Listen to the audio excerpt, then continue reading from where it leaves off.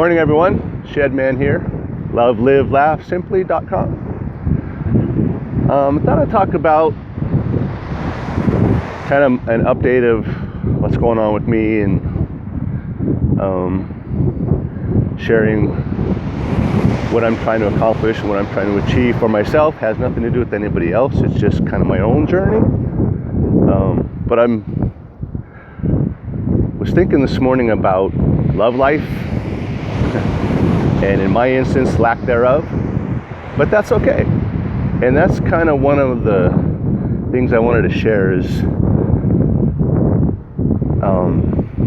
some people are really comfortable with expressing their feelings and telling you what they want and being open about all that stuff. And it doesn't matter if you're a man or a woman, we both have that talent or we don't have it. And I think it's important for me to find out what that's all about and to try to fix some of that, because a lot of my past relationships have been based on,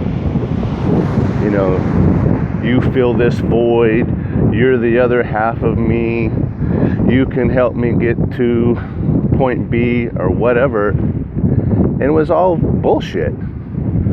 It had nothing to do with me being comfortable with me before I could partner with somebody. And I think we use the term partner incorrectly sometimes, and we think that they're there to make up for our mistakes or pick up after our shit or prevent stuff from happening to us.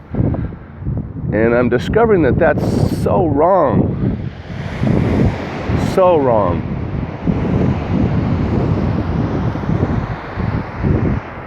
The search, at least for me, for romantic love, I have to stop looking.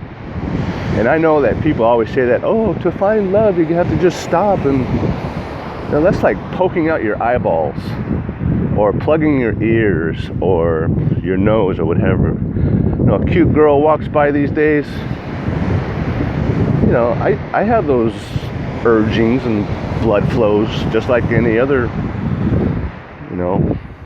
red-blooded human. But what I'm discovering is my life has always been in search of someone to counterbalance my mistakes or my lack of, fill in the blank.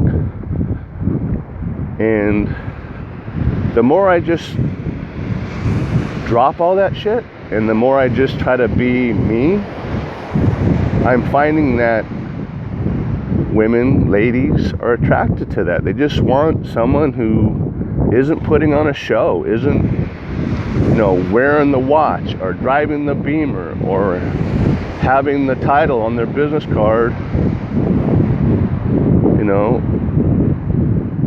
as a front for who they are. I don't know. I think just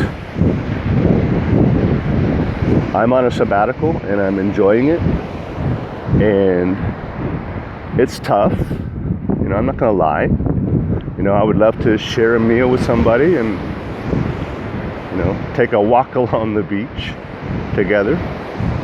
But I gotta find out who Shedman is and be okay with who Shedman is and regain that confidence of, I don't give a shit what you think about me. I like me for who I am. That's kind of where you have to get to as an individual, I think anyway, before you're going to be happy with anybody else. And before you're going to be able to make that other person happy too. Obviously that's part of the equation, right? Is, mutual happiness. It can't be one-sided. And that's what I think throws off the scale sometimes, You need more than her this week, and now she needs more than you next week. It's like, if you both were just okay with who you were, there's no need for the word need. That's the tough part. There's the rub, right? I never said it was going to be simple. Simple is not simple. Think about it. People pay money, good money, to avoid simple. That's why we buy the first class ticket. That's why you buy the fast track pass. That's why you buy the Disneyland pass that gets you to the front of the line. All that is crap. You got to work from the inside out, and that's what I'm discovering. That's what I'm trying to do, is shed the crap. No, and that crap includes a lot of inner talk, inner feelings that you kind of have to purge and get rid of.